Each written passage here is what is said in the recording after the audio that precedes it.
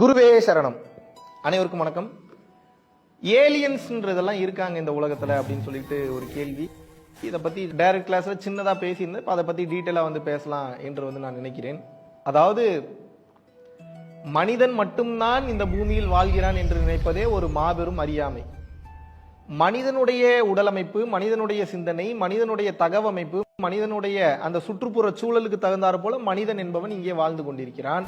அப்ப இந்த சூரிய குடும்பத்துல மட்டும் எடுத்துக்கிட்டீங்கன்னா புதன், வெள்ளி, பூமி, செவ்வாய், வியாழன், சனி, யுரேனஸ், நெப்டியூன், புளூட்டோ. இப்ப பல பேர் கேக்குறீங்க இது எப்படிங்க ஞாபகம் வச்சுங்க? இதுக்கு ஒரு சின்ன டெக்னிக் சொல்லி தரேன், நல்லா புரிஞ்சுக்கோங்க. இந்த ஒவ்வொரு வார்த்தையில வரக்கூடிய முதல் வார்த்தை மட்டும் நீங்க எடுத்துக்கிட்டீங்கன்னா இந்த கோள்களை வரிசையா நீங்க ஞாபகம் வச்சுக்கலாம். புதினா, வெங்காயம், பூண்டில் செய்த வித்தியாசமான சட்னிக்கு யூனியன் நெசவாளர்கள் புகழாரம். ஒவ்வொரு வார்த்தையில் இருக்கக்கூடிய முதல் வார்த்தை புதன், வெள்ளி, பூமி, செவ்வாய், வியாழன், சனி, யுரேனஸ், நெப்டியூன், புளூட்டோ.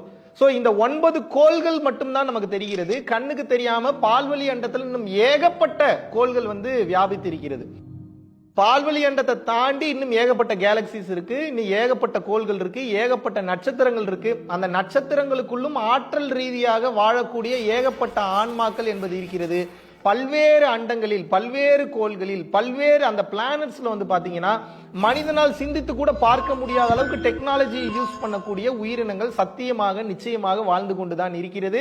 இதை பற்றி ஆராய்ச்சி செய்து கொண்டிருக்கக்கூடிய நிறைய ஆராய்ச்சியாளர்கள், சயின்டிஸ்ட் பாத்தீங்கன்னா யூஎஸ்ல இருக்காங்க, ரஷ்யால இருக்காங்க, ஏன் நம்ம இந்தியாவிலேயே பாத்தீங்கன்னா இதை பற்றி ஆராய்ச்சி செய்யக்கூடிய இடங்கள் என்பது இருக்கிறது.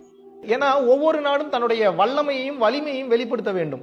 அப்படின்னா என்ன? இப்ப இஸ்ரோன்ற ஒருத்தங்க பாத்தீங்கன்னா இந்தியன் ஸ்பேஸ் ரிசர்ச் ஆர்கனைசேஷன் பாத்தீங்கன்னா விண்ணில் செயற்கைக்கோள்களை ஏவி மக்களுக்கு தேவையான விஷயங்களை ஆராய்ச்சி பண்ணிட்டு இருக்காங்க, ஹெல்ப் பண்ணிட்டு இருக்காங்க.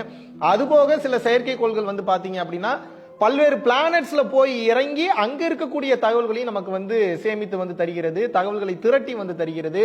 மூணுல போய் ஒரு சில விஷயங்களை கண்டுபிடிக்கிறோம். பல்வேறு கோள்களுக்கு இந்த மாதிரி நம்மால் முடிஞ்ச அளவுக்கு நம்ம பல விஷயங்களை ஆராய்ச்சி செய்து கொண்டே இருக்கிறோம். நம்ம எப்படி நம்ம அறிவுக்கு பல கோள்கள் என்ன இருக்குன்னு போய் ஆராய்ச்சி பண்றோமோ அதே போல மற்ற கோள்களில் இருக்கக்கூடிய நிறைய ஏலியன்ஸ்னா ஏதோ பேய் பிசாசுன்னு நினைச்சுக்க வேண்டாம். மனிதனால் சிந்திக்க முடியாத, மனிதனால் யோசிக்க முடியாத அளவுக்கு இருக்கக்கூடிய வேற ஒரு உடல் அமைப்பு கொண்ட வேற ஒரு உயிரினம். சிம்பிள், அவ்வளவுதான்.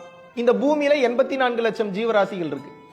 பூமியை கடந்து மற்ற கோள்கள் போயிட்டீங்க, மற்ற அண்டங்கள் போயிட்டீங்கன்னா அங்கேயும் ஏகப்பட்ட உயிரினங்கள் வாழ்ந்து கொண்டிருக்கிறது. இப்ப எப்படி நம்ம பிளைட்டை பயன்படுத்துறோம், மற்ற சில டிராவல் பண்ணக்கூடிய அந்த வெஹிக்கிளை பயன்படுத்துறோம் டிராவல் பண்றதுக்கு உண்டான, அதுபோல இந்த ஏலியன்ஸ் பயன்படுத்தக்கூடிய அந்த பறக்கும் தட்டுன்னு கேள்விப்பட்டிருக்கீங்க. இங்கிலீஷ்ல பாத்தீங்கன்னா யூஎஃப்ஓ அப்படின்னு சொல்லுவாங்க. யூஎஃப்ஓ அப்படின்னா என்னன்னா அன்ஐடென்டிஃபைடு ஃபிளையிங் ஆப்ஜெக்ட். அப்படின்னா அது என்னன்னே தெரியல, ஆனா பறந்து வருது.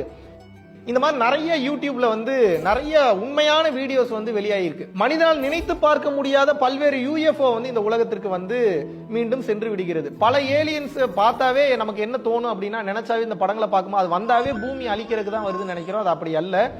நமது அமைதியை விரும்பக்கூடிய ஏலியன்ஸும் இந்த உலகத்தில் இருக்கத்தான் செய்கிறது. ஏகப்பட்ட இந்த உயிரினங்கள் இந்த உலகத்தில் வாழ்ந்து கொண்டிருக்கும் போது அந்த ஏலியன்ஸுக்கும் அறிவு நிலை என்பது மிகவும் அதிகமாக இருக்கும். அவங்களோட டெக்னாலஜி ரொம்ப அட்வான்ஸ்டா இருக்கும்.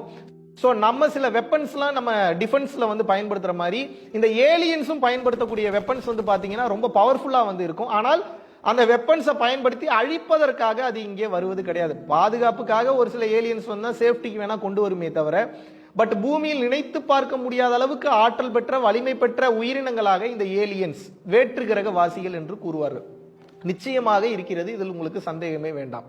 இறைவன் மனிதனை மட்டும்தான் படைத்தான் என்றால் அது நம் அறியாமை, அது நம் முட்டாள்தனம். இறைவனால் படைக்கப்பட்ட, அதாவது ஆம்னி பிரசன்ட், எங்கும் வியாபித்திருக்கக்கூடிய ஆற்றலிலிருந்து வெளிவந்த பேராற்றலின் மூலியமாக அந்த பிக் பேங் தியரிக்கு அப்புறம் பல்வேறு இடங்கள்ல நடந்த கால சூழ்நிலை மாற்றங்களுக்கு அப்புறம் பல வருடம் எரிந்து பல வருடம் கூலாகி அதிலிருந்து சில உயிரினங்கள் வெளியே அந்த உயிரினங்கள் பரிணாம வளர்ச்சி எவல்யூஷன்ல அடைந்த அந்த மாற்றங்களின் காரணமாக ஏலியன்ஸ் இன்றும் இங்கே உலா கொண்டிருக்கிறது. பூமியை பல ஏலியன்ஸ் பார்த்துட்டு போகுது. அழிக்கும் நோக்கத்தில் வருவது கிடையாது. அது ஒரு டூர் மாதிரி பார்த்துட்டு போகுது. இங்க எப்படி இருக்கு, அங்க எப்படி இருக்கு.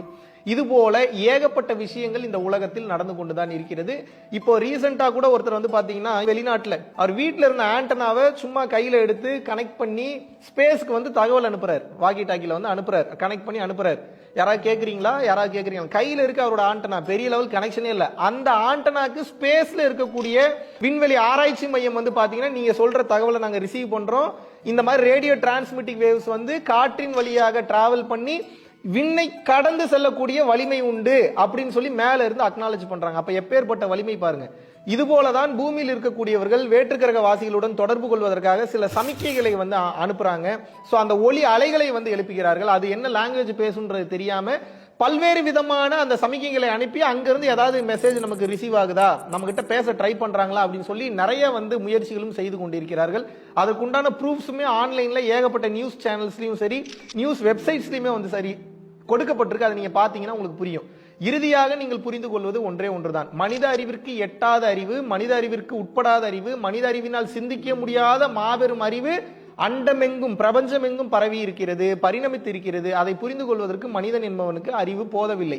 சோ அதை பகுத்தறிவை கடந்து உயர்ந்த நிலையில் ஆன்மீக அறிவில் எப்போது நாம் வந்து யோசிக்க ஆரம்பிக்கிறோமோ அப்ப நம்ம பீனியல் கிளாண்ட் ஆக்டிவேட் ஆகி நம்ம உடம்பில் இருந்து காமா பிரெயின் வேவ்ஸ் அப்படின்னு வந்து சொல்லுவாங்க. காமா பிரெயின் வேவ்ஸ் என்பது எப்போ ஒரு மனிதனுடைய உடம்பில் இருந்து அதிகமாக வெளிப்பட ஆரம்பித்து விடுகிறதோ அவன் அருள்நிலைக்கு உட்படுத்தப்படுகிறான்.